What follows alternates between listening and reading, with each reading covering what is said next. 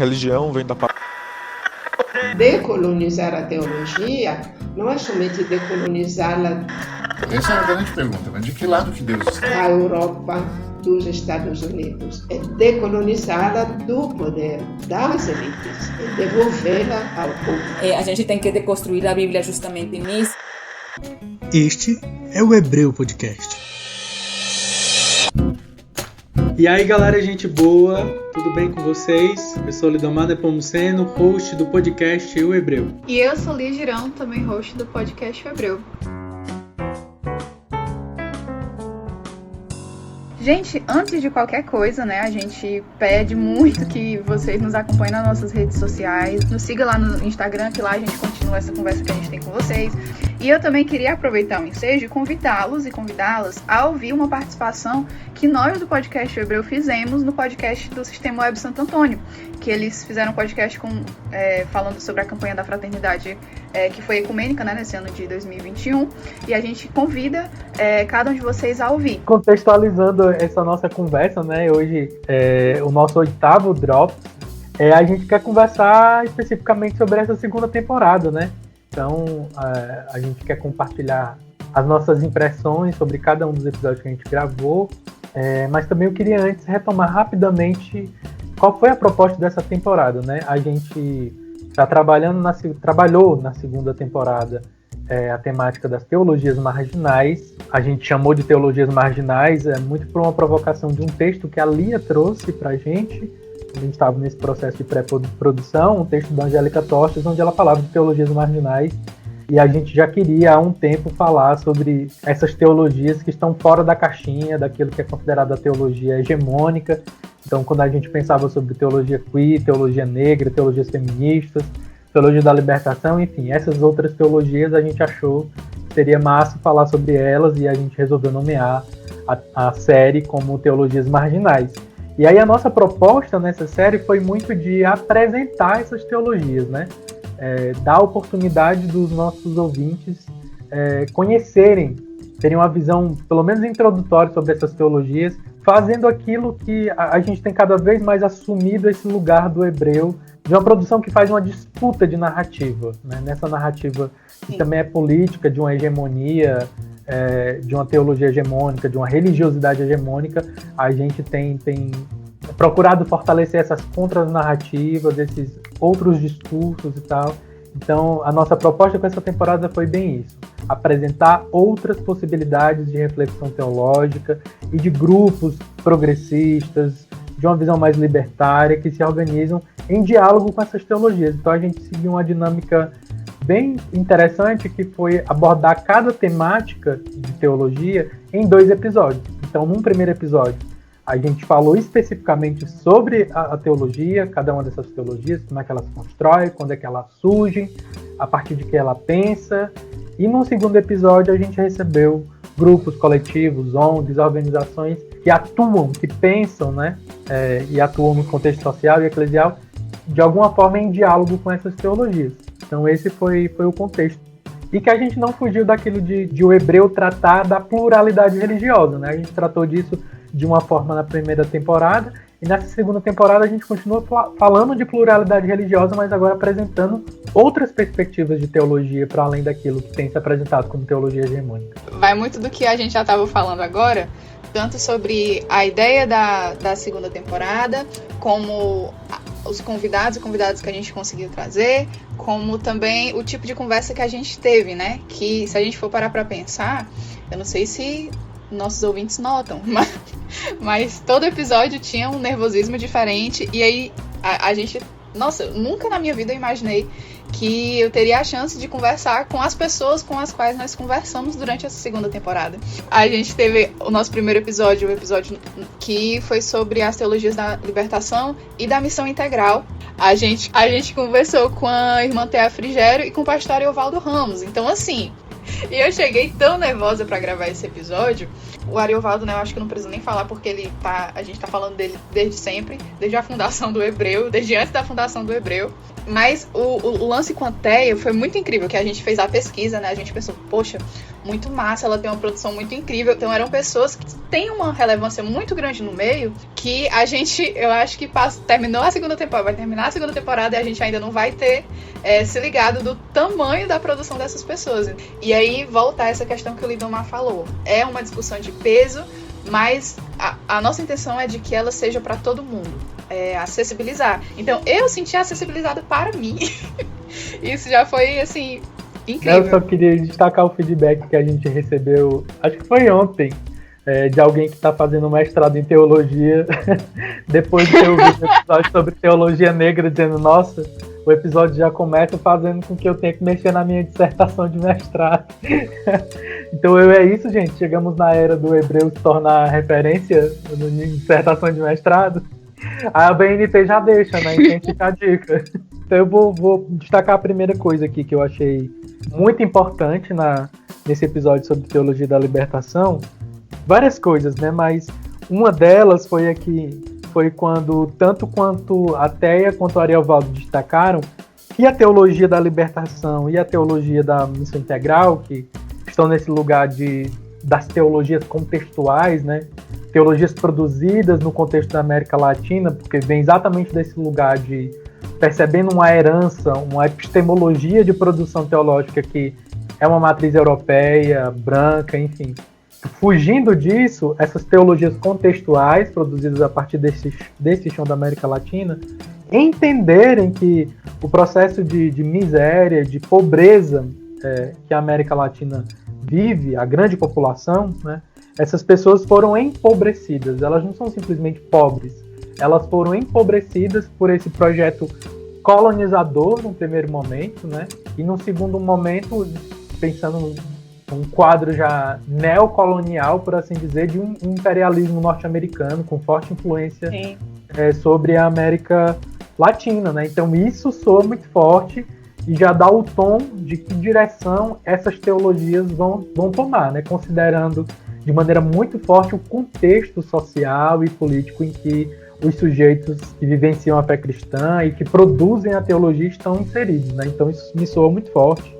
Aí, só pegando isso aí que tu falou, amigo, eu acho que isso é uma chave para leitura e para interpretação toda essa segunda temporada de todas as teologias que a gente conseguiu abordar, que é o seguinte, o contexto no qual uma teologia é produzida afeta diretamente na produção teológica e principalmente vou colocar assim, no público, né, mas nas pessoas que vão receber, que vão beber dessa teologia. Então isso é muito importante a gente problematizar, porque tanto impede a gente de ter essa visão naturalizada de uma teologia única, de uma história única, e também nos impede de deslegitimar outras produções que fujam dessa teologia única que a gente está acostumado a receber, né? Então eu acho que isso serve para toda a temporada.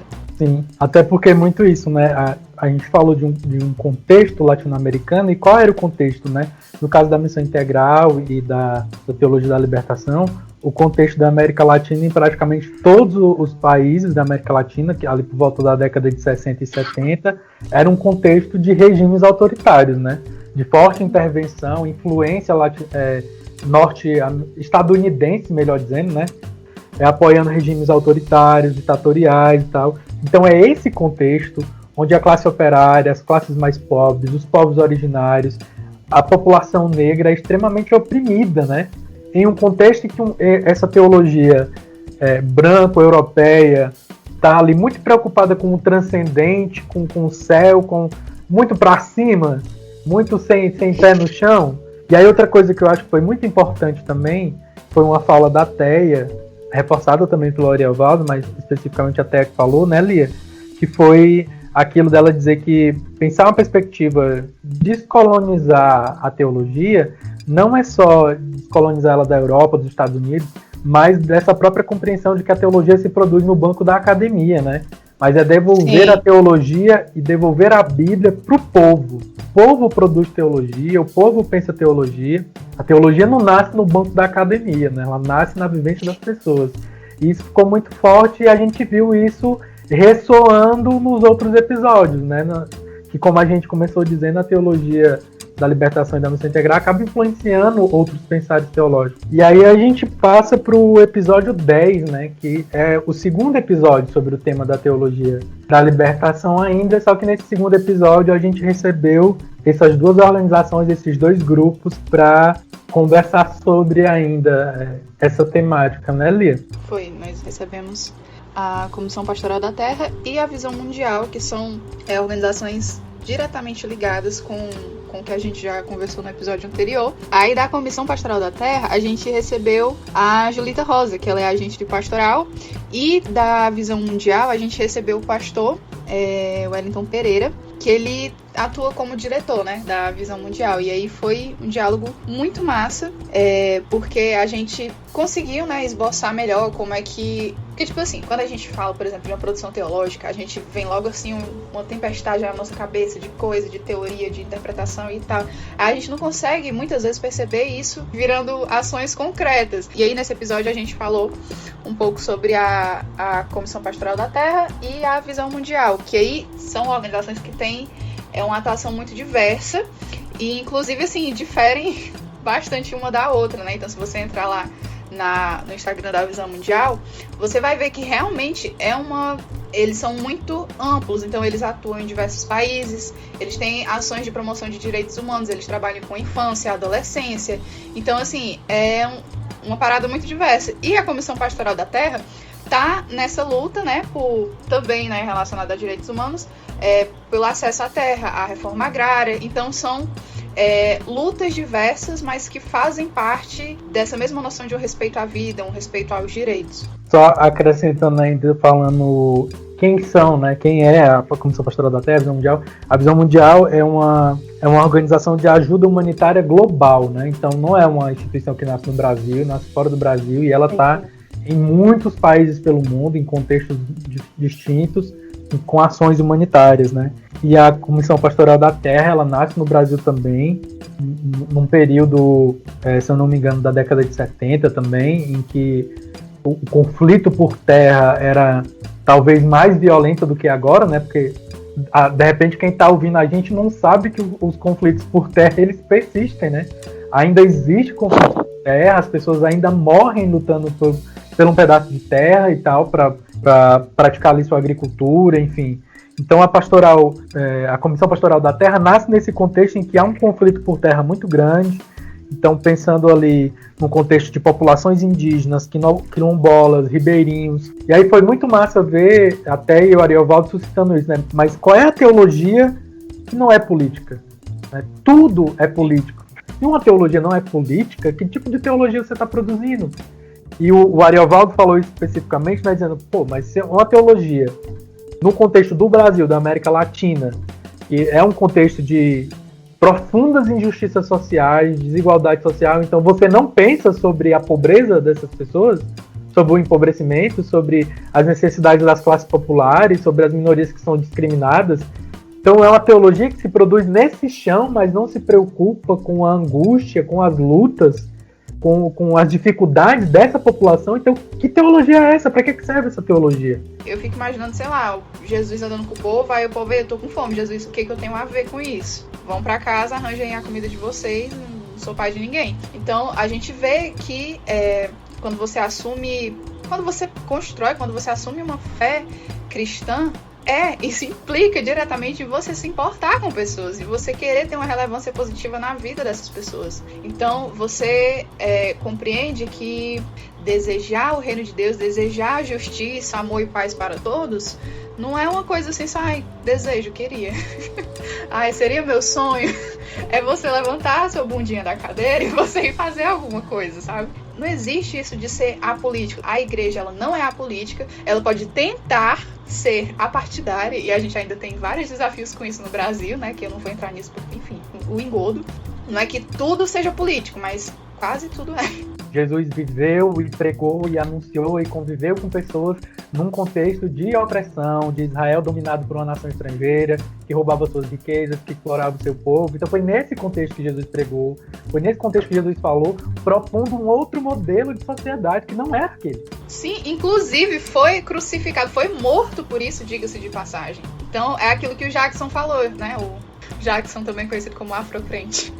Pra gente também não cair nessa romantização da cruz, da morte de Jesus, e não perceber o peso político do porquê Jesus foi morto, sabe? Eu acho que isso é muito forte, isso é muito sério. E aí a gente pode seguir pro episódio seguinte, que foi o episódio sobre as teologias feministas. Então, o episódio 11 também foi uma grande paulada na nossa cabeça, principalmente da minha, né? Porque eu acho que se a gente fosse buscar nomes alternativos, esse episódio poderia se chamar Teologia Feminista Negra. Foi um espaço para a gente discutir as limitações de um feminismo branco, né? E também da gente pensar tanto isso de tirar esse peso masculino da teologia, como tirar o peso da branquitude da teologia.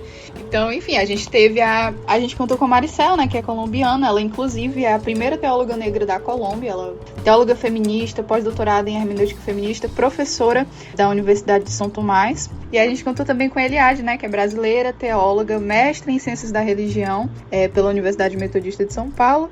Também é pastora da Igreja Metodista da Luz. Teve muita coisa, né, gente, A Eliade e a Maricel são duas pessoas incríveis. Eu lembro da Maricel colocando o quanto que a Bíblia é um livro misógino, é um livro homofóbico, patriarcal.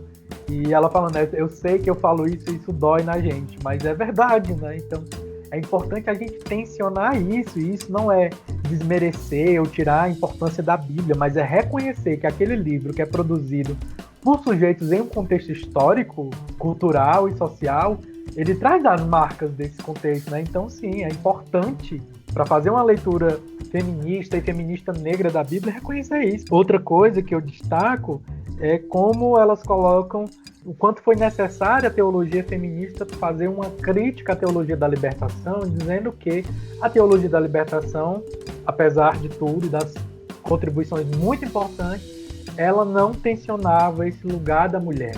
Perceber de como se percebe o papel, o lugar da mulher nesse meio, né? Então, ela precisou ser tensionada pelas teólogas feministas. E aí, as teólogas feministas precisaram ser tensionadas pelas teólogas feministas negras. E elas fazem a reflexão de que, enquanto a teologia da libertação diz que foca no pobre, né? Entendendo que é uma teologia que prioriza os empobrecidos, né? A teologia feminista negra entende, reconhece e chama para o entendimento de que as mulheres negras são as pobres entre as pobres. A gente falou um pouco, né, sobre algumas teólogas feministas que não reivindicam tanto a Bíblia e tal, e é muito interessante avaliar que a Maricel, mesmo nessa posição de uma teóloga biblista, ela tece essas críticas de maneira muito assertiva. Pronto, é isso que eu queria falar. Que quando a gente fala sobre Bíblia, quando a gente fala sobre determinados tipos de leituras e determinados trechos polêmicos, a gente precisa ser muito assertivo. Por quê? O que a gente compreende? É que quando você está nesse movimento de desconstruir algumas noções que, enfim, você aprendeu na sua caminhada cristã, você parte para um relativismo, que aí é uma grande crítica que é feita a todas essas teologias que fogem do eixo hegemônico, tá relativizando. Mas isso de fazer uma crítica assertiva, de apontar o que não está correto e apontar outros caminhos a se seguir, esse é um movimento necessário tanto para a gente construir algo novo, né? Isso a minha interpretação, que é extremamente limitada, como também para a gente fugir dessa crítica que aquilo que nós fazemos é apenas relativizar, porque eu compreendo a relativização como uma ferramenta, não é o final. A gente falou de muitas coisas nesse episódio, mas a gente tocou na questão do aborto, por exemplo, e a Maricel destacando exatamente que a Bíblia não responde a tudo, a Bíblia não fala sobre tudo, e tem coisas que a Bíblia fala, ou tudo que a Bíblia fala, precisa ser entendido no seu contexto histórico. E isso lança a mão da ciência de interpretação da Bíblia, não é a opinião. Há o texto de Números, né? Se você não conhece, procure, né? Porque há um texto em Números, onde você lê o texto, e o texto é a narrativa de como o sacerdote ministrava um chá abortivo para mulheres em determinados contextos. Muito diferente de como o tema do aborto é tratado hoje, né? E aí também ela fala da importância sobre o tema do aborto, por exemplo, lembrar de como Jesus tratou a mulher adúltera no Novo Testamento, né? E aí eu acho que é demais lembrar, né, Lia, que ela é acusada de adultério, mas a gente não sabe se ela de fato era adúltera ou não, né? O que está posto é a acusação. Mas suponhamos que ela cometeu adultério, naquele contexto, possivelmente, se ela o fez, ela poderia estar grávida, não é verdade? E naquele contexto, considerando que aquela mulher podia estar grávida, Jesus não questiona se ela está grávida, se ela não está, se ela vai abortar, se ela não vai, porque a prioridade dele é preservar a vida da mulher. Não é isso, amiga? Sim, eu acho que é muito disso, de fugir de perguntas que a gente não precisa fazer, coisas que a gente não precisa saber. E aí eu acho que Jesus, já pegando o contexto religioso, ele nos ensina muito bem isso. Então, ele quando vai curar alguém, você não vê Jesus perguntando: o que você fez pra você ficar desse jeito? O que seus pais fizeram? Tipo, quem perguntava isso eram os fariseus, era a galera que tava lá dentro da religiosidade.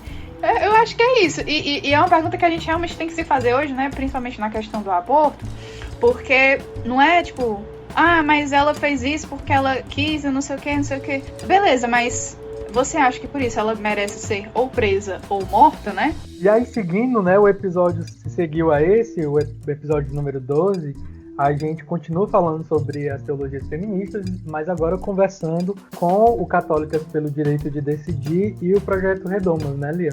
Ai, amo. Sim.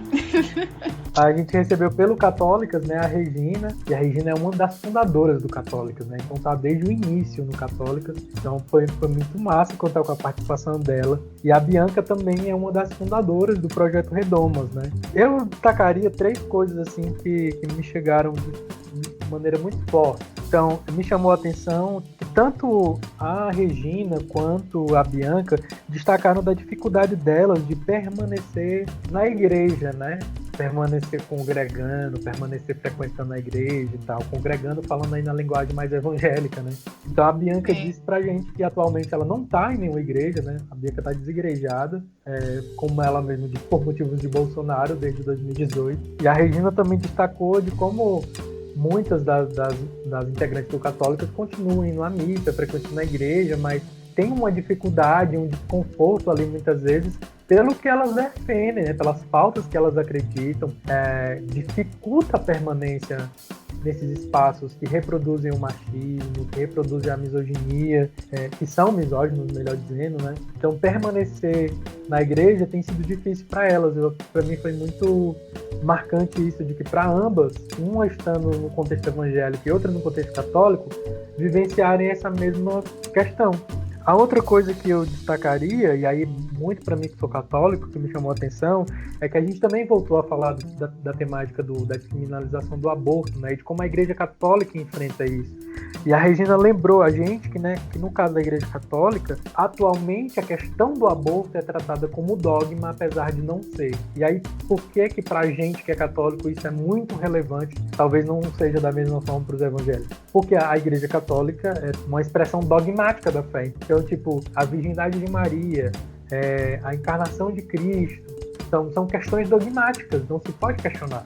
E a questão do aborto atualmente é tratada como se fosse dogma, apesar de não ser. E a Regina lembrou que em outro contexto, na Idade Média, isso era tratado muito mais como uma questão disciplinar, era muito considerado algo menos grave, não tão importante quanto a questão do adultério. Então, isso é importante na fala da Regina para mostrar pra gente como isso é uma construção histórica, como é uma construção social, cultural, essa visão que se tem acerca do aborto, né? Eu achei isso muito marcante. E por fim, destacaria o que ambas também falaram, né? Foi tema nesse episódio, a gente conversou sobre a questão do Estado laico, né? Qual a importância do Estado laico. E uma fala da Bianca me marcou muito, porque ela lembrou que a defesa do Estado laico, alguém pensa que sujeitos que não têm fé, sujeitos ateus e tal, que não são religiosos, que deveriam defender o Estado laico, quando o Estado laico é uma herança da Reforma Protestante, né?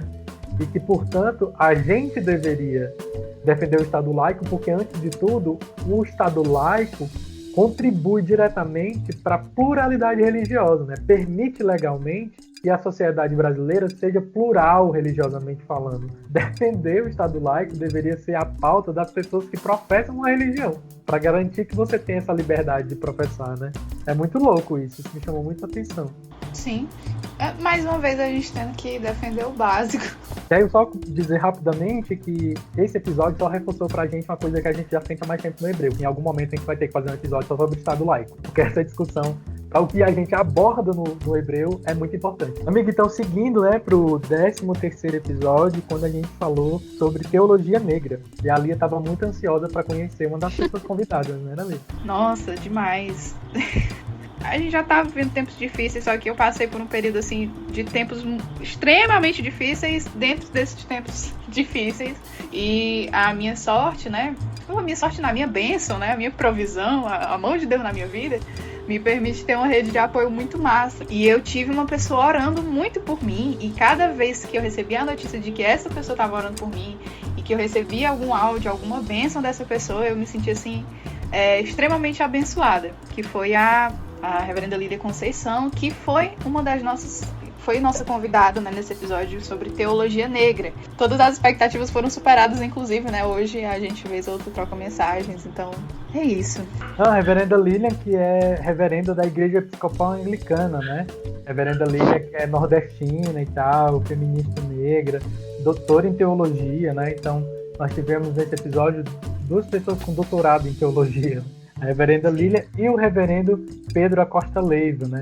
Que é teólogo, mas também é professor de História da África na Unilab. Com 2 contribuições extremamente ricas para esse episódio. Esse episódio foi que a gente brincou, né, Lia? Que, olha, não que os outros não tenham sido, mas esse episódio foi uma aula do começo ao fim. E aí, eu destacaria das muitas coisas que foram faladas no episódio, mas a gente teve uma conversa muito massa sobre o epistemicídio, né? E falando sobre epistemicídio, como foi trago para a gente uma perspectiva mais ampla de um nascimento da teologia negra, né? Que geralmente, quando se fala da teologia negra, se aponta a década de 60 nos Estados Unidos na produção de James Cone. E nesse episódio a gente teve a oportunidade de perceber que historicamente a gente pode muito anteriormente falar da produção de uma teologia negra, né? Inclusive no Brasil, um livro escrito por uma mulher negra escravizada, já falando sobre teologia negra, né? Então isso foi muito marcante. Falando sobre a história da teologia negra, entender como funciona o epistemicídio, né? No apagamento da nossa história, no apagamento das nossas produções enquanto pessoas negras. E aí eu queria destacar só mais 2 pontos sobre esse episódio. Que um foi a importância de saber geografia para falar de teologia negra, né, Lia? Sim, amigo. Tanto a reverenda Lilian quanto o Pedro trouxeram isso muito forte, né? De entender a geografia do espaço onde se produziram ali a história do Antigo Testamento e do Novo Testamento, como o continente africano está presente ali, né, no contexto dessa história, né? Como isso é importante para falar de uma teologia negra, para falar de uma raiz africana da história do povo de Deus e tal. Então isso foi muito forte assim também, discutir isso até mesmo discutindo como historicamente se produziu isso de a própria Grécia ser, entre aspas, deslocada, né? Como a Grécia como o berço da filosofia e tal, quando historiadores vão trazer de que a Grécia, né, os gregos beberam muito do conhecimento que era produzido no Egito. O Egito que muita gente parece não entender, não lembrar ou ignorar que fica no continente africano, né? Muito forte entender o peso epistêmico de compreender a localização geográfica da trajetória do povo de Deus e como isso ressoa na produção da teologia. Fora isso, eu destaco o que a reverenda Lilian trouxe da importância da teologia negra dialogar com outras disciplinas, né, para além da teologia, e da contribuição das mulheres das intelectuais brasileiras nessa produção, né? Ela destacou que a referência dela, agora eu não me recordo se no mestrado ou no doutorado, foi a Sueli Carneiro, né? Então, entender como é importante ouvir as vozes dessas mulheres negras, intelectuais brasileiras, e como a produção teológica necessita dialogar com outras disciplinas se ela quer ser uma teologia realmente comprometida com falar aquilo que toca a vida das pessoas, né? Enquanto realidade social e tal. Sim, só isso que você estava falando sobre o estudo da geografia, né? Eu acho que no geral mesmo, fora da teologia, quando você está falando sobre produção científica e produção do conhecimento e produção filosófica, o berço da civilização, tem muito isso de deslocar a Grécia muita gente às vezes reconhece, né, a relevância histórica do Egito e, enfim, do que o Egito foi para a civilização humana, mas a gente também tem o Egito sendo tratado como os povos egípcios sendo tratados como brancos, né? Quando a gente vai assistir algum filme, alguma coisa, tem isso que é super estranho de você ver no Egito a galera branca. E ainda falando sobre teologia negra, no episódio 14 a gente recebeu o movimento negro evangélico e a pastoral afro, né? O movimento negro evangélico. A gente teve o prazer de receber o Jackson, né? O afro-crente, e a Maria Conceição, católica, né, representando a pastoral afro da Igreja Católica, para continuar esse papo. Então, algumas coisas que eu acho importante destacar desse episódio, aí eu vou começar falando da pastoral afro, né, porque falo do contexto católico, de como a pastoral afro, nas formas de atuação, né, que é isso que está melhor falado no episódio, de como a pastoral afro atua, o que ela faz, mas de uma das ações ser a celebração da missa afro, né, uma missa com essa pegada litúrgica diferente. Aí eu falo nisso porque na Igreja Católica, pra gente, a liturgia tem um peso muito grande, né? A liturgia é muito importante e nessa oportunidade de celebrar uma missa afro, você traz essa herança africana da fé cristã, incluindo o corpo nessa celebração. E isso não é comum na liturgia, na Igreja Católica, né? Na missa e tal. Então, inserir os símbolos, inserir a música, os instrumentos de cultura africana nessa celebração, isso é muito, muito importante, né? E aí eu lembro que o Jackson também tomou na fala sobre isso, né? Falando de quando a gente perguntou em que contextos eles viam a expressão do racismo da igreja, o Jackson disse que era desde o piano ao tipo de música que é cantado na igreja, né? Eu acho que esse debate é muito importante no momento que a gente percebe que o contexto brasileiro, apesar da gente ter uma população majoritariamente negra, a gente percebe como expressões de religiosidade, né? Isso aqui eu tô falando especificamente religiosidades cristãs, acabam muitas vezes não refletindo isso. E quando refletem, aliás, quando uma expressão religiosa cristã reflete um pouco do que a gente conhece como sendo uma cultura afro, uma cultura negra, ela é quase que automaticamente deslegitimada por uma tradição cristã um pouco mais hegemônica. Que a gente sempre tem esse movimento de disputa, porque eu acho que a gente tem que reconhecer a importância, não é nem de uma representatividade, mas de uma coerência na produção dessas liturgias. E daí eu destacaria mais duas coisas desse episódio, que é quando o Jackson fala que ele entende, e aí eu acho que a pastoral afro também entende assim, é também uma missão desses movimentos trabalhar pela popularização da teologia negra, né? Tornar ela acessível, exatamente como uma forma de enegrecer de novo a fé cristã que foi embranquecida pelo colonialismo europeu e tal.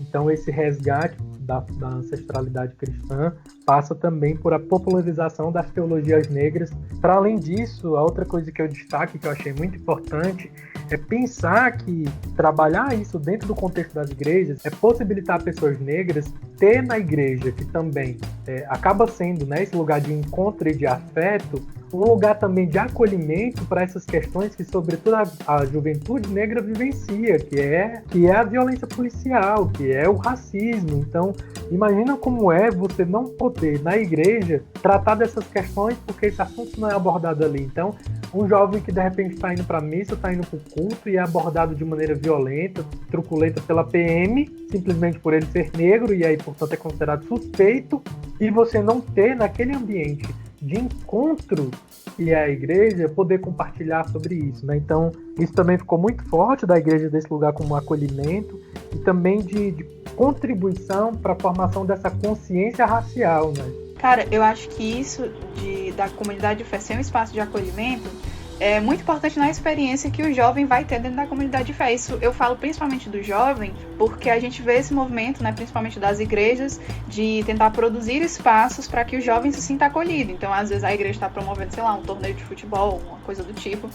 E a gente vê que tem algumas atividades e alguns temas que, apesar de, entre aspas, aqui eu coloco aspas, muitas aspas, não terem nada a ver, né, com uma discussão mais religiosa e teológica, mas que são legitimados por essas igrejas, tem um maior espaço de discussão até mesmo nos cultos, quando temas que são tidos como mais políticos são vistos como algo que não devem fazer parte da rotina. Por exemplo, isso que tu falou de a experiência do jovem que passa por constantes constrangimentos e abordagens policiais e tal, isso não é visto como algo relevante, ao mesmo tempo que, sei lá, o jovem, eu fui uma vez numa igreja, E tava lá o pastor levantando um clamor porque uma menina ia participar de um torneio. Sei lá, tipo assim, no meio do culto a menina ia viajar porque levantou um clamor por isso. E, assim, algumas coisas de cultura da juventude, elas são mais legitimadas do que as outras. Eu acho que esse acolhimento ao jovem negro é uma coisa que as igrejas ficaram muito devendo. Isso eu falo, assim, as igrejas num contexto amplo e hegemônico mesmo, sabe? Porque fala-se muito desse acolhimento quando, na verdade, ele é muito seletivo. Então, seguindo pro episódio seguinte, né, o episódio número 15, a gente falou sobre a teologia queer. E aí a gente teve o prazer de receber a Ana Esther, né, teóloga sapatão, como ela mesma se apresenta, e o Vitor, né, o João Vitor, que integra a rede do Diversidade Católica. Fiquei muito feliz com a contribuição do Vitor. E aí já veio o primeiro comentário, o Vitor não é teólogo, o Vitor é historiador, né, professor de história. E aí achei muito massa isso, que logo no início a Anistéia destacou, sinalizou isso, né? De olha só, a gente está falando sobre teologia queer, a gente está falando sobre teologias marginais, e o Vitor não é teólogo, e ele está aqui falando sobre isso.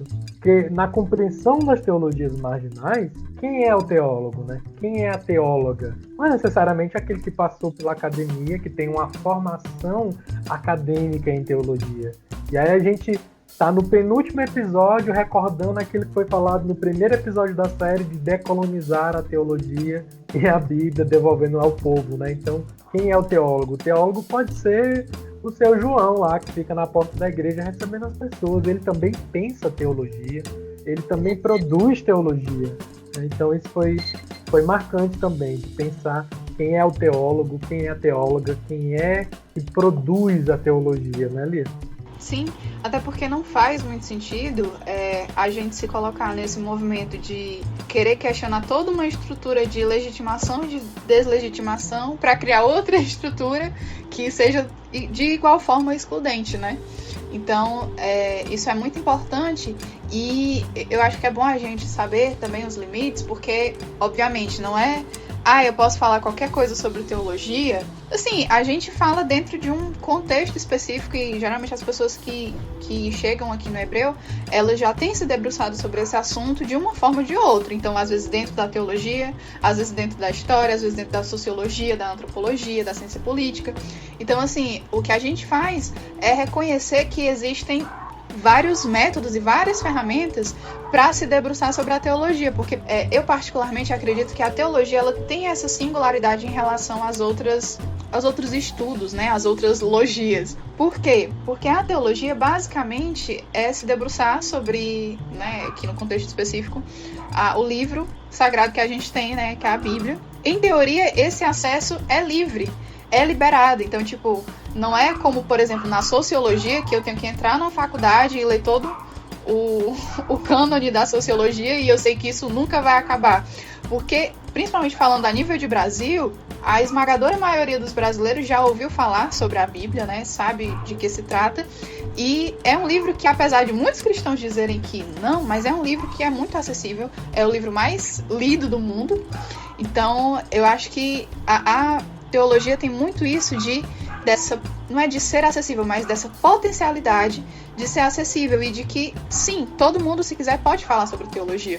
Então, acho que não faz mesmo sentido a gente estar categorizando o lugar do teólogo, da teóloga, quem é e quem não pode ser. E eu também lembrei do que o Vitor fala no episódio sobre teologia queer, da autoridade da experiência, né? Que é exatamente esse contexto que a gente está falando. Para além do fulaninho de tal que estudou teologia, mas a experiência das pessoas que vivenciam a fé. E aí isso faz mais sentido aí quando a gente lembra que isso é muito forte na teologia queer, muito forte na teologia feminista, mas nas teologias marginais, que é o lugar do corpo. A teologia marginal, a teologia queer, são teologias que se produzem também a partir dos corpos dos sujeitos. E na teologia hegemônica, universalizante, o corpo não está, porque o corpo não interessa, porque o que interessa é a salvação das almas. Também destaco o que foi colocado na relação de margem, de inclusão e tal. Isso foi uma discussão que apareceu no episódio que eu achei muito interessante também, porque a gente falou de teologia queer, mas também falou de teologias inclusivas, e aí isso também foi problematizado, esse lugar da margem e também o lugar da inclusão. Porque quando a gente fala em inclusão, a gente ainda está falando numa relação de poder dos que estão no centro, dos que estão dentro e incluem os que estão fora. E por fim, eu destaco também desse episódio, o meu destaque, sobre a relação com a Bíblia da teologia queer. E aí não tem jeito, você tem que ouvir o episódio para entender melhor isso, mas aí você vai entender que para teologia queer não é tanto o que a Bíblia diz acerca da minha sexualidade, mas é o que a minha sexualidade diz acerca da Bíblia. É o que a minha experiência diz acerca dessa experiência que aparece na Bíblia. E aí a teologia queer lança a mão da Bíblia, mas junto com a Bíblia ela lê a poesia, ela lê a arte, ela entende Deus a partir de outros lugares que não só da Bíblia. E também outra coisa, ficou bem latente nesse episódio, mas que a gente já vinha trabalhando, era a questão da interseccionalidade, né, amigo? Tipo, desse diálogo entre as diferentes abordagens, porque no final das contas, assim, a gente está fazendo uma grande síntese de tudo que aconteceu durante essa segunda temporada, a gente reconhece que cada diálogo desse faz sentido de forma conjunta. Então, se a gente está falando em um sujeito, né, vou usar aqui o sujeito que está à margem, a gente percebe que existe uma pluralidade de sujeitos que foram colocados ou que estão nessa margem. E aí, compreender as interações entre esses sujeitos e suas estratégias para, não é nem necessariamente sair da margem, mas para ressignificar o lugar em que cada um está, isso gera algo muito positivo, que eu acho que é bem o que a gente conseguiu viver nessa segunda temporada, né? Então, realmente tensionar essas articulações entre a teologia negra, a teologia queer, a teologia feminista, as teologias latino-americanas. E sempre esse diálogo da Bíblia também, que, assim, uma coisa que me foi perguntada, isso aqui foi perguntada pessoalmente para mim, era se isso, ainda na primeira temporada, né? Se a gente concordava com tudo. Eu achei essa pergunta um pouco esquisita, porque, tipo assim, no contexto da primeira temporada, a gente estava conversando com pessoas de religiões diversas. Então, meio que a gente parte de locais diferentes e não tem como você concordar, entre aspas, aqui com tudo. Você tá aprendendo sobre outro, então isso de concordar ou não, eu acho que tá anulado, não existe. A gente tá, né, propondo e a gente tá realizando uma troca. E nessa segunda temporada, apesar da gente estar falando sobre o contexto cristão, eu acho que a mesma regra vale, não é simplesmente concordar com tudo, até porque a gente teve pontos de vista completamente diversos, a gente teve muitos tensionamentos de termos, de coisas que a gente que já está nesse rolê da desconstrução da teologia, a gente se viu instigado a desconstruir algumas coisas. Então, eu acho que quando você está ouvindo o hebreu, não fique tentando discordar ou concordar, mas fique tentando perceber como isso mobiliza aquilo que você já construiu, né, na sua trajetória religiosa, tentando absorver isso de forma positiva, não é absorver simplesmente para você reter, mas para você ressignificar a sua própria trajetória. E eu acho que esse debate sobre a Bíblia fala muito sobre isso. Não é que você precise abraçar ou largar a Bíblia, mas é bom você se questionar sobre o tipo de relação que você construiu durante a sua trajetória cristã ou não com esse livro, que é a Bíblia. Encerrando, né, o nosso 16º episódio, o último da série, a gente continuou falando sobre, pensando nas teologias queer, mas no contexto de receber os grupos da diversidade, né? Então, a diversidade católica, o evangelho pela diversidade e a pastoral da juventude. E aí esse episódio talvez seja o único que eu acho que eu não tenho tanta coisa a destacar, e não porque não tenha sido dito coisas muito importantes no episódio, mas porque, para mim, pessoalmente, que sou católico, sou viado, a riqueza desse episódio foi muito pela partilha desses grupos, assim. Para mim, o mais marcante de como foi fundamental para mim, enquanto alguém LGBT cristão, encontrar um grupo organizado de pessoas LGBTQIA+, que se consideram católicas, que nesses espaços elas são acolhidas sendo quem são e podem ali vivenciar a sua fé, inclusive contando com o cuidado pastoral de sacerdotes, de religiosos e tal, num contexto da Igreja Católica que é muito opressor e excludente para nós, pessoas LGBTQIA+. Amigo, acho que você sintetizou tudo. E eu acho que esse episódio, eu achei muito interessante que, apesar dele não ter tido esse peso mais teológico, né, que realmente foi uma grande partilha, ele, no fim das contas, ele resumiu ele sintetizou tudo aquilo que a gente se propõe, tanto no Hebreu como nessa segunda temporada, né? Que é isso de você perceber que o mais massa da caminhada, o mais massa desse caminho que a gente está trilhando é compartilhar a experiência. E eu senti isso muito forte porque a gente pôde conversar com pessoas diferentes, né? Porque a gente não é porque um episódio específico com pessoas LGBTQIA+, mas pessoas que, obviamente, têm trajetórias diferentes umas das outras, têm compreensões diferentes umas das outras, ocupam posições diferentes umas das outras, e isso torna a experiência cada vez mais rica. Então, eu saí muito feliz desse episódio por perceber que mesmo quando a gente, sim, vou usar esse termo, quando a gente afunila, quando a gente escolhe um nicho para conversar, né, no caso com esses coletivos LGBTQIA+, ainda assim a gente vai se deparar com grande pluralidade nesse contexto. Então, eu acho que foi realmente um episódio muito sintomático daquilo que a gente daquilo que a gente deve se aceitar, né, como sendo sujeitos, indivíduos altamente plurais, altamente diferentes, mas que podem produzir uma caminhada muito mais prazerosa e muito mais edificante, né? Como é o termo que o Gil usa? Uma caminhada mais regozijada. Se a gente estiver junto e se a gente estiver caminhando nesse caminho de forma unida.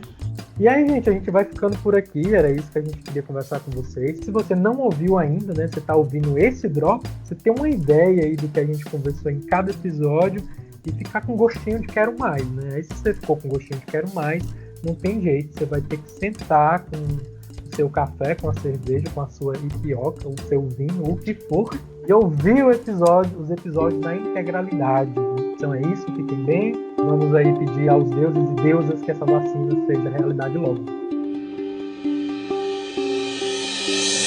Você acabou de ouvir mais um episódio do podcast O Hebreu. Muito obrigada por nos acompanhar até aqui. Se você curtiu, ajude aí para esse papo importante chegar para mais gente. Compartilhe e indica para as amizades. Também nos siga no nosso Instagram, que é @ohebreu, que é por lá que a gente continua esse diálogo. E também você pode nos enviar feedbacks pelo nosso e-mail, que é ohebreupodcast@gmail.com. Obrigada e até o nosso próximo encontro.